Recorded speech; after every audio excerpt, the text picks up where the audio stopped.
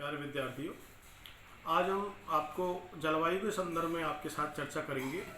सामान्यतः जलवायु मौसम के घटकों का ही एक लंबे समय का औसत योग है, लेकिन हम जलवायु की चर्चा करने से पहले उस जलवायु को किस प्रकार वर्गीकृत किया गया है, और ऐसा प्रयास कुछ विद्वानों के द्वारा हुआ है, जिनमें कोपेन, कैंडोला, ट्रिवार्था, इसके अतिरिक्त थार्नथेट आदि बहुत सारे विद्वान हैं जिन्होंने इस प्रकार के प्रयास किए हैं।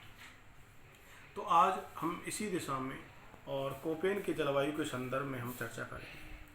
तो प्राथमिक रूप से हम एक सामान्य समझ के रूप में देखते हैं कि कोपेन का जो जलवायु वर्गीकरण है वो जलवायु वर्गीकरण के संदर्भ में सबसे सरल और सुगम प्रकार का वर्गीकरण माना जाता है। कोपेन ने जो अपने वर्गीकरण का जो आधार माना वो 1874 में एडी कॉन्डले द्वारा दिया गया जलवायु वर्गीकरण था, जिसको उन्होंने और सरल और सुगम अथवा कहें बोधगम्य बनाने का प्रयास किया। उन्होंने अंग्रेजी लेटर्स यानी कि ABCD वो आपके कैपिटल लेटर्स, स्मॉल लेटर्स आदि में और संपूर्ण जलवायु को उनके सिंबल्स के माध्यम से वर्गीकृत करके उनके विभिन्न नाम दे करके और जलवायु को वर्गीकृत करने का सरल ढंग से और एक प्रयास किया। आज हम उसी दिशा में और कोपेन के जलवायु का अध्ययन करेंगे। तो देखेंगे कि आज मैंने इस दिशा में कुछ प्रयास किया है और सरल ढंग से समझाने का प्रयास किया है। तो मैंने कुछ पेज बनाए हैं, जिसमें पहला है कोपेन का जलवायु वर्गीकरण। अब आप देखिए कि इसमें मैं तुलना कर रहा हूं कि कुछ विद्वानों के साथ, जिसमें पहला 1874 में जो प्रयास किया था एडी कॉन्डेले नाम के विद्वान ने, ये फ्रांस का विद्वान था और एक बहुत बड़ा एक पादप शास्त्री था। इसने विश्व में जलवायु का प्रथम वर्णन किया है, अथवा कह सकते हैं वर्गीकरण किया है, यानी कि फर्स्ट क्लाइमेटोलॉजिस्ट मान सकते हैं हम इसको। और इन्होंने अपने जलवायु वर्गीकरण का जो आधार है वो केवल तापमान को माना है, तापमान, और तापमान के आधार पर ही इन्होंने 5 वर्गों में और विश्व के जलवायु को विभाजित किया है, जिसमें मेगा थर्मल, जेरोफाइट्स, मेसोथर्मल, माइक्रोथर्मल और हेक्स्टोफाइट्स, इस प्रकार से 5 जो वर्गीकृत किए हैं जलवायु के, वो उनका आधार एक ही है, वो है तापमान। तो मेगा जो थर्मल है उसको हम सामान्यतः उष्णकटिबंधीय जलवायु वाला क्षेत्र कह सकते हैं। जेरोफाइट्स जो है वो शुष्क अथवा मरुस्थलीय प्रकार का है, और इसमें हम देख सकते हैं कि उष्ण मरुस्थल और शीत मरुस्थल, जैसे उष्ण मरुस्थल में सहारा है, थार का है, इस प्रकार के आते हैं। तो शीत मरुस्थल में लद्दाख और इसके अतिरिक्त शीतोष्ण में जैसे गोबी है, या हम कहें कि टुंड्रा प्रकार के जो एरिया हैं वो भी हम शीत मरुस्थल के लिए कह सकते हैं। और मेसोथर्मल जो है वो मध्य अक्षांशीय जलवायु के लिए आया है, और इसका जो वर्गीकरण कर सकते हैं वो 35 से 50 उत्तरी और दक्षिणी अक्षांशों में कर सकते हैं। सामान्यतः यदि हम विश्व के संदर्भ में देखें तो ये 0 डिग्री से और ऊपर 90 डिग्री, तो 90 डिग्री और 0 डिग्री का जो मध्य का है वो 45 डिग्री। इसका मतलब ये लगभग 35 से 50 और उत्तरी और दक्षिणी अक्षांशों के मध्य में मेसोथर्मल प्रकार की जलवायु मिलती है। लेकिन यदि हम इसका वर्गीकरण करते समय इसके एरिया को देखते हैं तो ये उत्तरी गोलार्ध में अधिक मिलता है। उसके पीछे कारण है कि उत्तरी गोलार्ध में स्थलीय क्षेत्र की अधिकता की वजह से और ये यानी मेसोथर्मल प्रकार की जलवायु अधिक मिलती है। लेकिन इसी अक्षांशीय विस्तार वाले और दक्षिणी गोलार्ध में देखें तो चूंकि उस एरिया में जलीय भाग की अधिकता है, इसलिए इसका कम एरिया मिलता है। अब हम देखें चौथा प्रकार का है वो माइक्रोथर्मल है, जो कि उच्च अक्षांशीय क्षेत्रों में आता है। हालांकि अक्षांशों के दृष्टिकोण से देखें तो उच्च अक्षांशों में, लेकिन पर्वतीय क्षेत्रों पर भी इस प्रकार की माइक्रोथर्मल प्रकार की और जलवायु मिलती है, क्योंकि जैसे जैसे हम और पर्वत की तरफ ऊपर की तरफ बढ़ते हैं तो वैसे वैसे और जलवायु तापमान में कमी आती जाती है और एक स्नो लाइन के ऊपर और हर समय और बर्फ़ जमी रहती है। इसलिए उच्च पर्वतीय क्षेत्रों पर भी माइक्रोथर्मल प्रकार की जलवायु मिलती है। यहाँ सामान्यतः तापमान कम रहता है अधिक समय, और जो शीत ऋतु है वो बहुत अधिक कठोर होती है। पांचवें प्रकार की जो जलवायु केंडुलम महोदय ने मानी है वो हेक्स्टोफाइट्स प्रकार की है, और जिसको हम ध्रुवीय क्षेत्र की जलवायु कह सकते हैं। यहाँ पर बहुत अधिक कठोर शीत ऋतु होती है और वर्ष के लगभग 9 से 10 महीने यहाँ और हिमपात होता है। शीत ऋतु का रहता है, अवधि रहती है, और 0 डिग्री सेल्सियस से नीचे तापमान सामान्यतः रहता है। ये फर्स्ट जो जलवायु वर्गीकरण था एडी कॉन्डले का, और उसके हिसाब से 5 और वर्ग प्रकार बताए हैं। अब इन्हीं और केंडुलम महोदय को आधार मानते हुए कोपेन महोदय ने सरल और सुगम वर्गीकरण किया है। हालांकि हम ये देख रहे हैं कि तापमान को आधार माना था केंडुलम महोदय ने, तो कोपेन महोदय ने भी तापमान और वर्षा को माना तो आधार था ही, लेकिन इनका महत्वपूर्ण आधार वनस्पति था। इन्होंने एक सूत्र वाक्य दिया है, और सूत्र वाक्य में इन्होंने लिखा है कि वनस्पति जलवायु की सूचक होती है। जलवायु की सूचक होती है वनस्पति। जैसे यदि हम किसी एरिया में, वो एरिया हमें पता नहीं है, लेकिन हम वहाँ देख रहे हैं कि पत्तियाँ छोटी हैं, पत्ती छोटी हैं, जड़ लंबी हैं, कांटेदार और वनस्पति है, कांटेदार वनस्पति, तो हम ये मान सकते हैं कि वो एरिया शुष्क जलवायु वाला एरिया हो सकता है, क्योंकि हम वनस्पति के अध्ययन से और जलवायु का हम अध्ययन कर सकते हैं। इस प्रकार जैसे हम यदि किसी एरिया में और शंक्वाकार वृक्ष देख रहे हैं, पत्तियों का आकार छोटा देख रहे हैं, तो हम और सदाहरित प्रकार की वनस्पति देख रहे हैं, तो हम मान सकते हैं कि वो टैगा प्रकार की और वनस्पति अथवा शीतोष्ण प्रकार की वनस्पति है। यदि हम किसी एरिया में और चौड़े चौड़े पत्ते लंबे वृक्ष जिन जो 30-40 मीटर की ऊंचाई वाली सघन वनस्पति देख रहे हैं, विविध प्रजातियां एक स्थान पर देख रहे हैं, लताएं देख रहे हैं, महालताएं देख रहे हैं, तो हम मान सकते हैं कि वो भूमध्य रेखीय प्रकार की जलवायु है।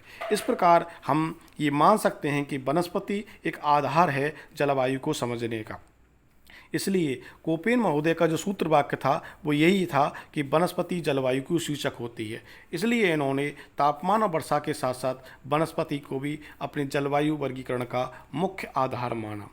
तो कोपेन महोदय ने जो शुरुआत की थी वो मुख्यतः उन्होंने 3-4 पीरियड्स में और शुरुआत की थी, जिसमें हम देख सकते हैं कि कोपेन महोदय ने 1890 में, 1900 में, 1918 में, 1936 में, इस प्रकार संशोधन करते हुए 1936 में उन्होंने ये जलवायु वर्गीकरण प्रस्तुत किया।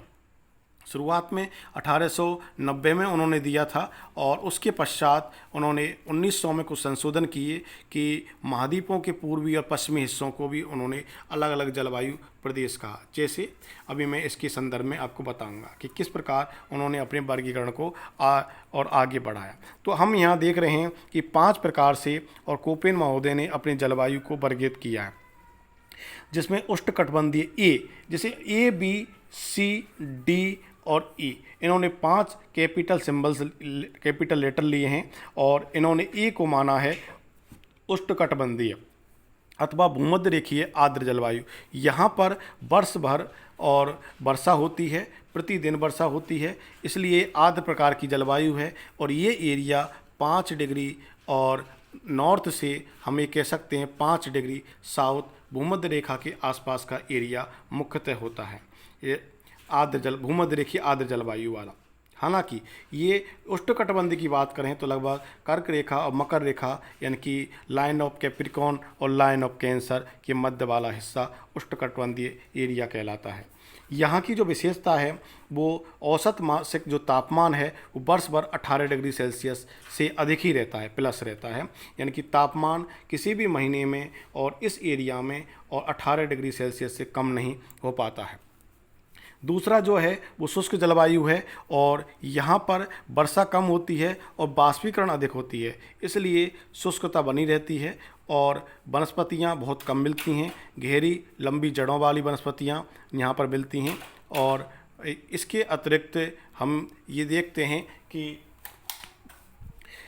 बाष्पीकरण जो है वो बहुत अधिक होता है। सी जो देख रहे हैं हम वो मध्य अक्षांशीय प्रकार की जलवायु वाला है, जिसको हम उष्ण आर्द्र समशीतोष्ण भी कह सकते हैं। और यहाँ पर हम देख रहे हैं कि सबसे ठंडे महीने का जो औसत तापमान है वो 18 डिग्री सेल्सियस से नीचे रहता है। यानी कि यदि सर्दी में के तापमान की बात करें तो वहाँ पर 18 डिग्री सेल्सियस से नीचे तापमान रहेगा, लेकिन तापमान -1 डिग्री सेल्सियस से नीचे नहीं हो पाएगा, इन -1 डिग्री सेल्सियस से ऊपर ही रहेगा। इसका मतलब यहाँ वर्ष का जो तापमान है वो -1 डिग्री सेल्सियस से ऊपर और 18 डिग्री सेल्सियस से नीचे रहता है।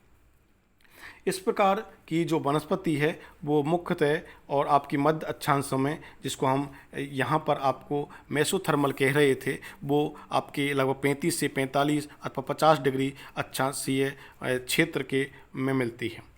और चौथी जो डी मानी है वो उच्च अक्षांशीय जलवायु है, जिसको हम शीतोष्ण जलवायु भी कह सकते हैं।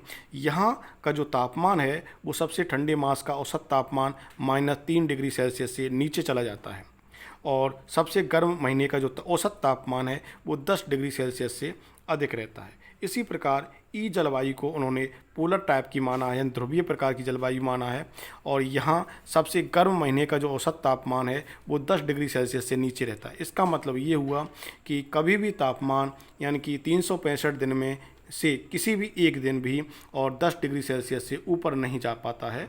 और जो भी यहाँ लगभग 9-10 महीने की कड़ाके की ठंड पड़ती है यानी हिमपात होता है, तब तापमान माइनस में रहता है, लेकिन यदि 2-3 महीने भी गर्मी पड़ती है तो वो 10 डिग्री सेल्सियस से अधिक नहीं होता है उस अवधि में तापमान। तो ये सामान्यतः ABCD और E हिसाब से और कोपेन ने अपने जलवायु को और कुछ अंग्रेजी लेटर्स दे करके और वर्गीकृत किया।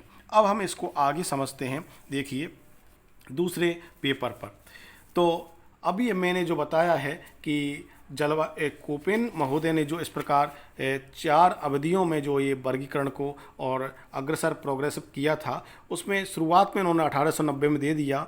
इसके बाद 1900 में उन्होंने ये महाद्वीपों के पूर्वी पश्चिमी हिस्सों को भी देखा कि यहाँ भी अलग अलग जलवायु मिलती है। हम ये नहीं कह सकते कि एक ही अक्षांशीय विस्तार में एक ही प्रकार की जलवायु मिलेगी।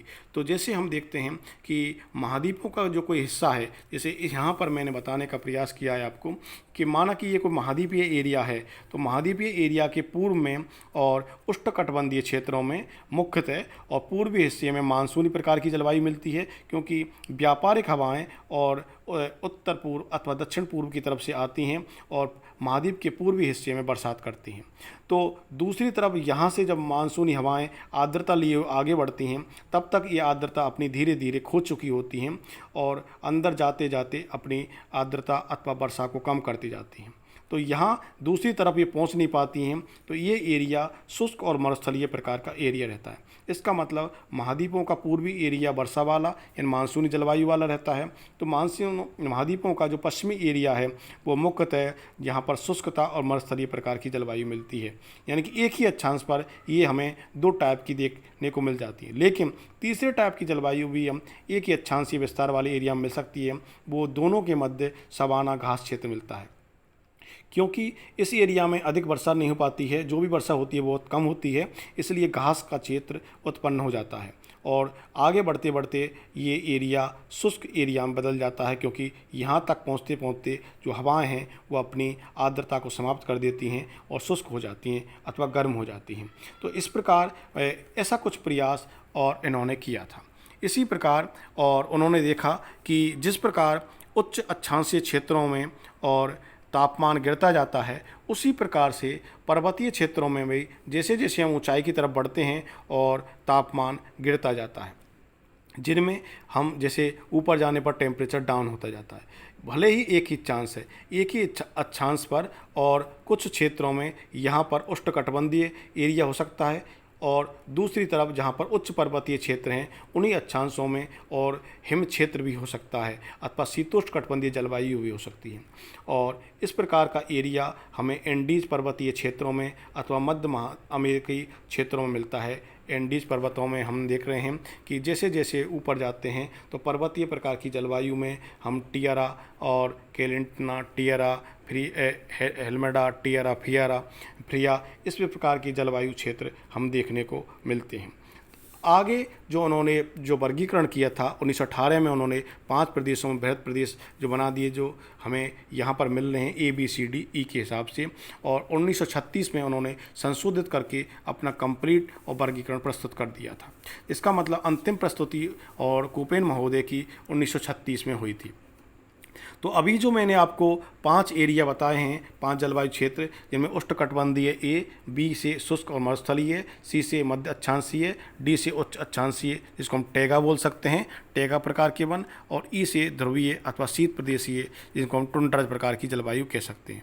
ये सामान्यतः जैसे जैसे हम यदि इस पर देखें ग्लोब पर अथवा पृथ्वी पर, तो ये भूमध्य रेखा एरिया में मिलता है। लेकिन भूमध्य रेखा से जैसे जैसे हम और उच्च अक्षांशों की तरफ बढ़ते हैं और वैसे वैसे ये जलवायु रीजन्स और ऊपर की तरफ यानी उच्च अक्षांशों की तरफ बढ़ते जाते हैं। यानी ए भूमध्य रेखा के इर्द गिर्द, उसके बाद बी, उसके बाद सी और डी और ई यानी पोलर टाइप। इसी प्रकार ABCD, और इस प्रकार हम ये देख रहे हैं कि जैसे ये हम और भूमध्य रेखा से उच्च अक्षांशों की तरफ बढ़ते बढ़ते ध्रुवों की तरफ जाने पर और ये इस प्रकार का विभाजन होता जाता है। यदि हम कोंडले महोदय और कोपेन महोदय दोनों की तुलना करें तो दोनों ही की तुलना में साम्य बैठता है। उन्होंने 5 टाइप कोंडले महोदय ने 5 टाइप बताए हैं जलवायु के, तो दूसरी तरफ कोपेन महोदय ने भी 5 टाइप बताए हैं, और दोनों के ही केवल शब्द अलग अलग हैं, उनका मायना लगभग एक जैसा ही है। मेगा थर्मल जो उन्होंने उष्णकटिबंधीय क्षेत्र के रूप में माना था, उन्होंने उष्णकटिबंधीय शब्द दिया है इसके लिए। इसी प्रकार जेरोफाइट्स, इसको शुष्क प्रकार की वनस्पति मिलती है उष्णकटिबंधीय क्षेत्र के आसपास ही, और इन्होंने कोपेन महोदय ने उसको शुष्क मरुस्थल माना है। दूसरी तरफ ये AD कोंडले ने में जिसको मेसोथर्मल माना है, उसको कोपेन महोदय ने मध्य अक्षांशीय क्षेत्र माना है। एरिया एक जैसा ही है, केवल नाम अलग अलग है। माइक्रोथर्मल जिसको और टैगा प्रकार की वनस्पति को माना है, तो उन्होंने उच्च अक्षांशीय और टैगा लिख दिया है। इसी प्रकार और पोलर टाइप की वनस्पति को हेकेस्टो टाइप माना है कोंडले महोदय ने, तो दूसरी तरफ और कोपेन महोदय ने उसको टुंड्रा शब्द दिया है, अथवा कह सकते हैं ध्रुवीय और शीत प्रदेशीय प्रकार की जलवायु का है, जिसमें ये लगभग 70 से 90 डिग्री उत्तरी और दक्षिणी अक्षांशों मिलती है। जो 70-80 और उत्तरी दक्षिणी अक्षांश तक तो उपध्रुवीय प्रकार की जलवायु मिलती है। उसके बाद 80 और 90 उत्तरी और दक्षिणी अक्षांश के आसपास ध्रुवीय प्रकार की जलवायु मिलती है। तो ये दोनों के वर्गीकरणों की तुलना करते हैं तो काफ़ी हद तक उनमें साम्य बैठता है, और कोपेन का आधार भी कोंडले महोदय का जलवायु वर्गीकरण ही था। इस प्रकार हमने दोनों के ही मध्य में तुलना करके देख लिया। अब इसके पश्चात हम ये देखते हैं कि कोपेन महोदय ने जो अपने जलवायु को वर्गीकृत किया है, अभी हमने केवल 5 टाइप ही देखी थी उनकी ABCD के हिसाब से, जो उन्होंने कैपिटल लेटर दिए। अब इसके पश्चात हम ये देखें कि कोपेन महोदय ने जो इसके बाद जो वर्गीकरण किया है, उनमें कुछ को और स्मॉल लेटर कुछ कैपिटल लेटर माने हैं, जिसमें हम देख रहे हैं कि F जहाँ पर आ गया यानी कि स्मॉल f, वो वर्ष पर और वर्षा का प्रतीक है। यानी कि रेनफॉल है वो थ्रू आउट द ईयर होती है, और ये कोई भी नो ड्राई सीजन, कोई भी शुष्क मौसम नहीं रहेगा, 365 दिन वर्षा होगी। F का मतलब ये है जहाँ भी F आ गया, और F B के साथ कभी भी नहीं आएगा, क्यों B जो प्रदर्शित कर रहा है वो शुष्क जलवायु को प्रदर्शित कर रहा है। इसलिए सामान्यतः जो कोपेन महोदय ने अपने A, B, C, D और E ये 5 जो जलवायु वर्गीकरण किए हैं, उनमें B जो है वो केवल वर्षा को ध्यान में रखकर किया गया है, अन्य जो हैं वो सब तापमान को ध्यान में रखकर किए हैं। यहाँ हम देख रहे हैं कि आगे B के बारे, अभी मैंने B के बारे में बताया था, वहाँ शुष्कता शब्द आया था, शुष्क जलवायु। तो शुष्कता और उष्णता का मतलब है कि उष्ण का मतलब है गर्मी या ग्रीष्म या अधिक तापमान, और शुष्क का मतलब है कि वर्षा का अभाव, यानी वर्षा की कमी, वर्षा का अभाव। तो शुष्क का मतलब है वर्षा से और वाष्पीकरण से। तो इस प्रकार यहाँ पर स्मॉल एस जो माना है इसका मतलब है समर ड्राई, इसका मतलब गर्मी की ऋतु में और शुष्कता रहेगी, यानी कि गर्मी की ऋतु में और वर्षा नहीं होगी। इस प्रकार की जो जलवायु है वो भारत में कोरोमंडल तट पर मिलती है, चेन्नई तट पर, जहाँ पर लौटते हुए मानसूनों से और वर्षा होती है। दूसरी तरफ और जो स्मॉल डब्लू माना है वो स्मॉल डब्लू हम देख रहे हैं विंटर ड्राई, यानी कि सर्दी की ऋतु शुष्क रहेंगी, सर्दी की ऋतु में बरसात नहीं होगी। हालांकि ये अलग अलग आएंगे, यहाँ मैंने लिखा है दोनों एक साथ नहीं आ सकते, क्योंकि ऐसा नहीं हो सकता कि समर भी ड्राई है और विंटर भी ड्राई है, यानी ऐसा नहीं हो सकता, दोनों की विशेषताएँ एक साथ नहीं हो सकती हैं। इसी प्रकार कैपिटल लेटर में उन्होंने एस और डब्लू लिए हैं, इन दोनों का अर्थ स्मॉल लेटर की तुलना में अलग है।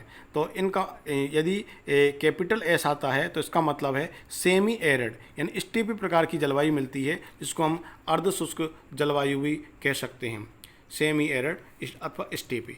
और डब्लू जहाँ पर आ गया उसका मतलब है कि एरिड अथवा डेजर्ट प्रकार की जलवायु है, वार्म गर्म प्रकार की जलवायु है, तो इसको शुष्क और मरुस्थलीय प्रकार की जलवायु के लिए ये डब्लू आता है। लेकिन यहाँ भी मैंने लिखा है कि दोनों एक साथ नहीं आ सकते, क्योंकि एक एरिया, जैसे हम मरुस्थलीय को ले लेते हैं, तो यदि ये एरिया हमने, ये मरुस्थल है, ये डब्लू वाला है, तो इसके अंदर एस यानी स्टेपी नहीं होगा, स्टेपी इसके बाहर होगा, यानी कि ये स्टेपी इसके बाहर होगा।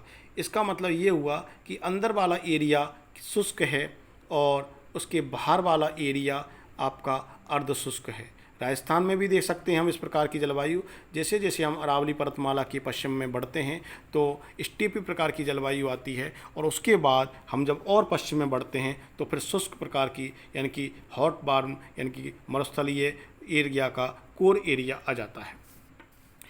इसके बाद उन्होंने जो एच लिया है स्मॉल एच का मतलब है हॉट ट्रॉपिकल, यानी कि वो एरिया और गर्म वाला एरिया होगा और वर्ष भर वहाँ टेम्परेचर 18 डिग्री सेल्सियस से अधिक होगा। जब हम हॉट ट्रॉपिकल की बात कर रहे हैं और वर्ष भर 18 डिग्री सेल्सियस से अधिक की बात कर रहे हैं, तो इसका मतलब जाहिर सा है कि वो उष्णकटिबंधीय एरिया की जलवायु की हम संदर्भ में बात कर रहे हैं। यदि हम स्मॉल के की बात करें तो इसका मतलब है कोल्ड टेम्परेचर और वर्ष भर 18 डिग्री सेल्सियस से और कम होगा यहाँ का टेम्परेचर।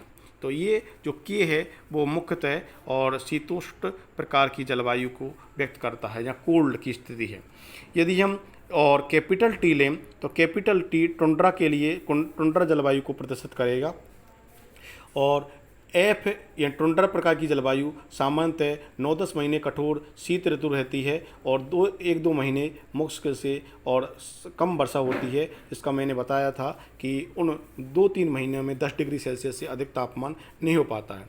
एफ जो कैपिटल एफ है उसका मतलब है फ्रॉस्ट, यानी कि हिम का जमाव। वर्ष भर तापमान वहाँ पर 18 डिग्री सेल्सियस से नीचे ही रहेगा, यानी कि ये जो टी और एफ प्रकार की जो जलवायु हैं सामान्यतः ध्रुवीय और उपध्रुवीय प्रकार की जलवायु हैं।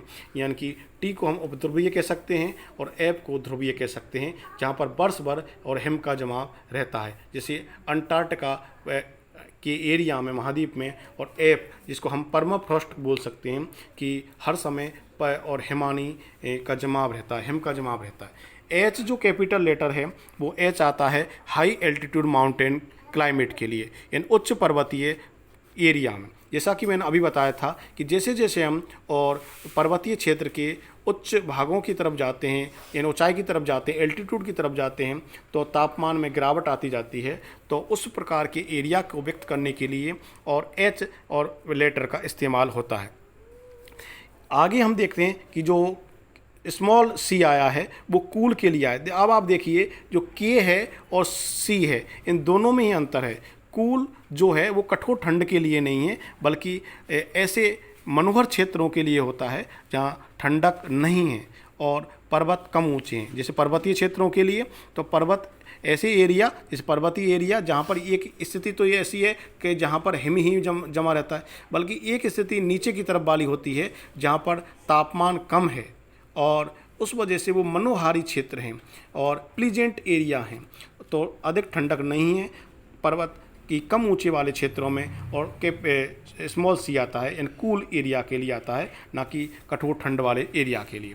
जो डी है वो ड्राई के लिए आता है, शुष्क यानी कि आर्द्रता की यहाँ पर कमी होती है।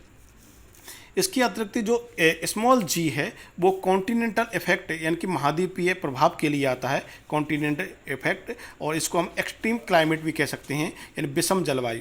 अब आप इसको समझें कि ये महाद्वीपीय प्रभाव क्या होता है। सामान्यतः हम कोई भी एरिया, जैसे मैंने ये एरिया ले लिया, ये एशिया महाद्वीप है अथवा अफ्रीका महाद्वीप है, तो जैसे जैसे ये माना कि इधर समुद्र है, तो हम समुद्र की तरफ से जैसे जैसे हवाएं आएंगी तो ये एरिया में और समुद्री प्रकार की जलवायु का प्रभाव रहेगा। अथवा यहाँ पर कोई द्वीपीय एरिया है तो यहाँ भी समुद्रीय प्रकार की जलवायु का प्रभाव रहेगा। तब हम कह सकते हैं कि इस द्वीपीय एरिया में और तटीय एरिया में सम जलवायु मिलती है।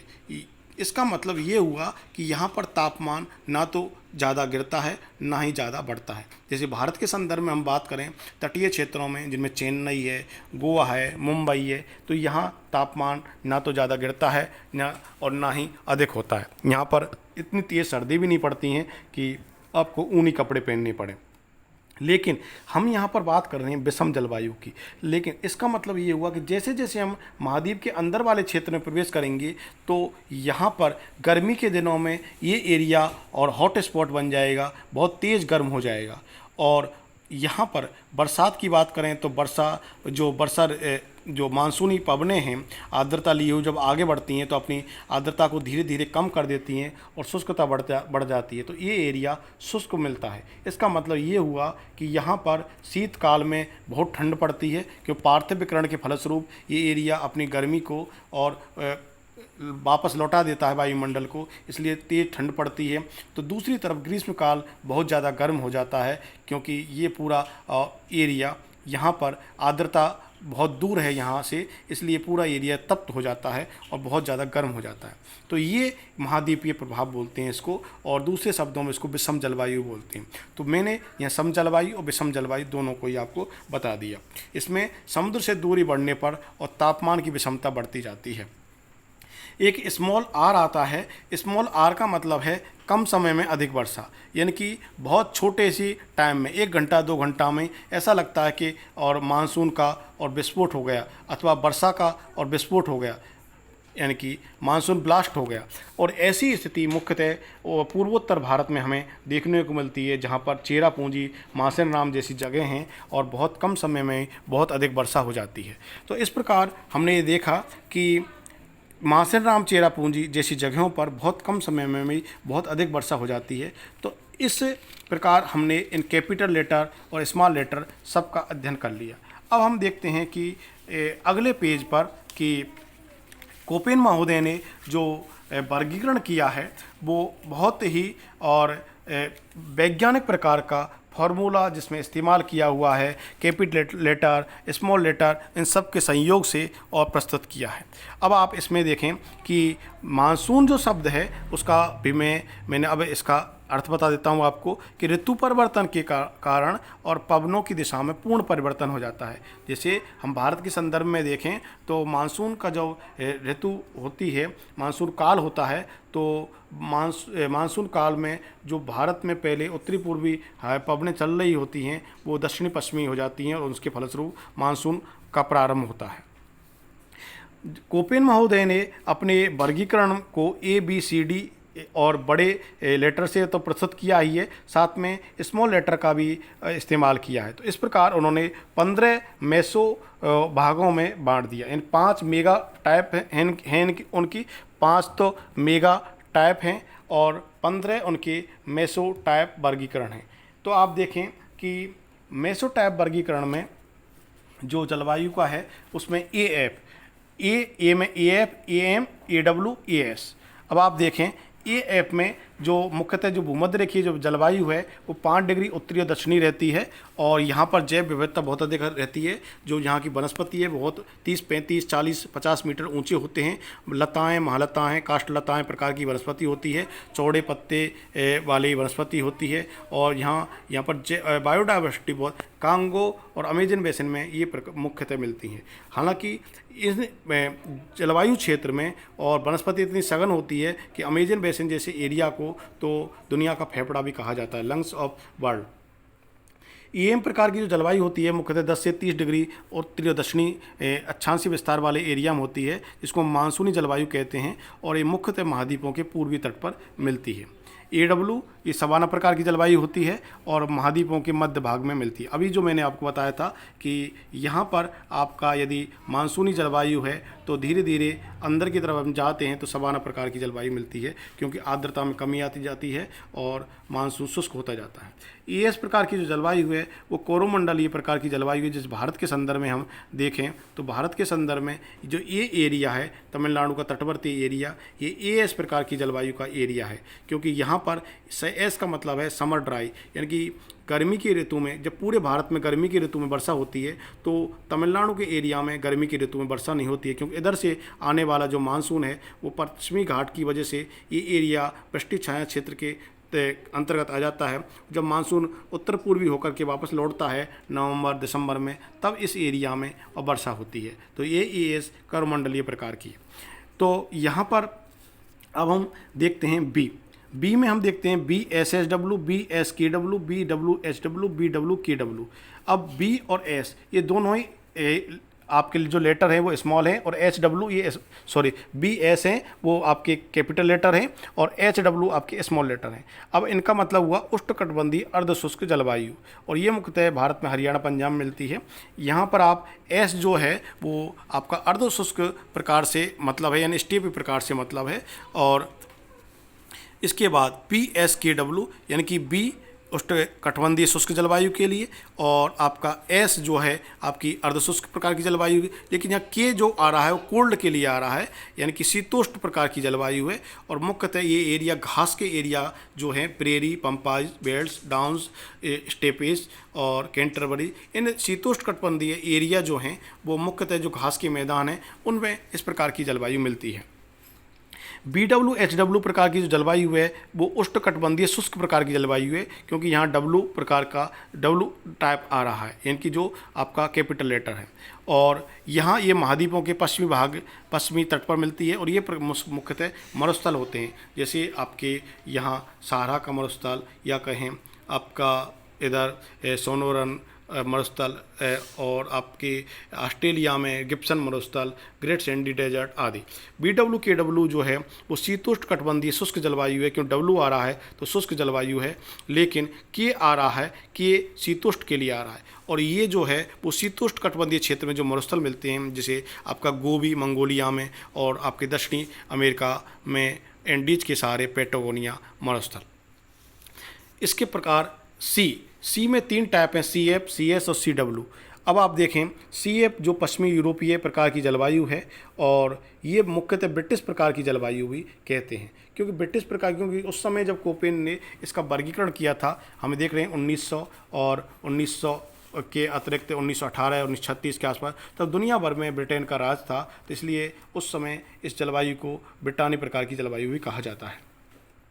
और यहाँ पर जो चूँकि F आया है तो वर्ष पर वर्षा होती है, चक्रवात आते हैं और पश्चिम से, और पश्चिमी चक्रवातीय वर्षा होती है पछुआ हवाओं से, और यहाँ पर ये मुख्यतः पश्चिमी तटों पर इस प्रकार की वर्षा होती है। CS जो जलवायु है वो भूमध्य सागरीय के एरिया में मिलती है, भूमध्य सागर के तटों पर, और ये 30 से 45 डिग्री मुख्यतः उत्तरी दक्षिणी अक्षांशों में, यानी कि हम भूमध्य सागर के इर्द गिर्द देखें तो भूमध्य सागर में और आपके यूरोप के क्षेत्र, इसके अतिरिक्त अफ्रीका के उत्तरी क्षेत्र जिसमें अल्जीरिया, मोरक्को और ये एरिया, और इधर एशिया के इजराइल, टर्की वाला एरिया। तो दूसरी तरफ अन्य महाद्वीपों में भी इस प्रकार की जलवायु मिलती है, जैसे ऑस्ट्रेलिया में पार्थ, इसके अतिरिक्त आपके दक्षिणी अफ्रीका में केपटाउन वाला एरिया, तो इधर आपका दक्षिणी अमेरिका में चिली के आसपास सेंटियागो वाला एरिया, तो उत्तरी अमेरिका में आपका कैलिफोर्निया का हेर एरिया। तो इन एरियाज़ में आपकी भूमध्य सागरीय जलवायु मिलती है, यानी महाद्वीपों के पश्चिमी तट पर, जो कि 30 से 45 डिग्री उत्तरी दक्षिणी अक्षांश वाला एरिया हो सकता है। अगला सी में है CW, इसको हम चीन तुल्य प्रकार की जलवायु कह सकते हैं, यानी कि W यानी विंटर ड्राई होगा, यानी कि जो वर्षा होगी वो ग्रीष्म ऋतु में होगी। तो महाद्वीपों के पूर्वी तट पर जो चीन तुल्य जलवायु का कारण, इसका नामकरण इसलिए है क्योंकि चीन के बहुत बड़े एरिया में ये CW प्रकार की जलवायु मिलती है, इसलिए इसका नामकरण चीन तुल्य प्रकार की जलवायु है। डी में हम देखते हैं तो डी में दो टाइप हैं, DF और DW। यानी कि एफ जो एरिया आया है वो वर्षा के लिए आया है, यानी टेगा प्रकार की आर्द्र जलवायु है यहाँ पर, और ये मुख्यतः स्कैंडिनेवियाई देशों में मिलती है। स्कैंडिनेवियाई देश यूरोपीय महाद्वीप में नॉर्वे, स्वीडन, फिनलैंड, ये देश स्कैंडिनेवियाई देश कहलाते हैं, और ये देश हैं वो डी प्रकार की जलवायु में यानी कि आते हैं, उच्च अक्षांशीय प्रकार की जलवायु में आते हैं, और यहाँ पर कोणधारी वन मिलते हैं, और वर्षा की अधिकता के कारण यानी वर्ष पर वर्षा होने की वजह से ये जो वन है वो सदाहरित एवरग्रीन रहते हैं। और DW है वो टेगा पतझड़ प्रकार की जलवायु है, यहाँ पर 9-10 महीने लगभग कठोर और कठोर शीत रहता है, और 2-3 महीने यहाँ पर जो कुछ गर्मी जो पड़ती है उसमें 10 डिग्री सेल्सियस तक तापमान पहुँच जाता है, 9-10 डिग्री तक, और कुछ काई लेकिन जैसी घासें उत्पन्न हो जाती हैं। ई प्रकार की जो जलवायु है वो टुंड्रा प्रकार की जलवायु है, और टुंड्रा प्रकार की जलवायु में 9 माह शीतकाल होता है और एक बंजर एरिया रहता है, और कुछ गाई शैवाल मिलते हैं। EF जो है वो एफ शब्द जो आ रहा है वो आपके वर्षा के लिए, सॉरी यहाँ एफ जो शब्द है वो आपका और कैपिटल लेटर है, और कैपिटल लेटर फ्रॉस्ट के लिए आता है, इनकी परमाफ्रॉस्ट यानी कि वर्ष भर हिम का जमाव रहता है, और ये ध्रुवीय क्षेत्र रहते हैं। और ध्रुवीय क्षेत्र मुख्यतः ये अंटार्कटिक महाद्वीपीय एरिया, अथवा हम कहें कि उच्च अक्षांशीय क्षेत्रों में अथवा उच्च पर्वतीय क्षेत्रों में इस प्रकार की जलवायु मिलती है। भारत में भी EF प्रकार की जलवायु और हिमालय क्षेत्र में हम देख सकते हैं। तो इस प्रकार हमने देखा कि कोपेन महोदय ने 5 मेगा टाइप और 15 मेसो टाइप प्रकार के क्षेत्रों में वर्गीकरण किया है, और जो भी वर्गीकरण इन्होंने 5 लेटर्स के माध्यम से किया है उनमें A, C और D और E, ये 5 जो लेटर हैं जिनमें तापमान को आधार माना है, और बी जो है वो जो शुष्क जलवायु का जो क्षेत्र है और वो आपकी वर्षा को ध्यान में यानी वर्षा को आधार मानकर किया है। लेकिन इन पांचों ही और जलवायु वर्गीकरणों को हम और वनस्पति का आधार दे सकते हैं, क्योंकि वनस्पति जहाँ जैसी है उसके माध्यम से हम समझ सकते हैं कि वहाँ किस प्रकार की जलवायु है अथवा रही होगी। तो आज हमने कोपेन की जलवायु के वर्गीकरण के माध्यम से, और मैंने प्रयास किया कि उसको मैं आपको सरल ढंग से समझकर और आपको समझाऊं और आपको सरल रूप में पहुंचा पाऊं। इस प्रकार मैंने इसमें आपके स्मॉल लेटर, कैपिटल लेटर, उनका मतलब क्या है और इस कोपेन के वर्गीकरण का आधार क्या था, किन विद्वानों ने ऐसा प्रयास किया। तो मैंने शुरुआत में भी बताया था कि हालांकि जलवायु के संदर्भ में भारत की तरफ से R.L. सिंह या विश्व संदर्भ में ट्रिवार्था या थार्नथ्वेट या हम कह दें कौंडिल्य महोदय आदि ने प्रयास किया, लेकिन कोपेन ने जिस प्रकार से सरलता और सुगमता पूर्वक और अंग्रेजी लेटर्स का इस्तेमाल करके उनका मतलब समझा करके और कैपिटल और स्मॉल लेटर लेकर के जो सरल ढंग से और समझाने का प्रयास किया है वो निश्चित रूप से अद्वितीय और अतुलनीय हैं। इसलिए हम कोपेन महोदय के और जलवायु वर्गीकरण के रूप में और बहुत ही आभारी हैं एक भूगोल के विद्यार्थी होने के नाते। आज इस वीडियो में इतना ही, धन्यवाद।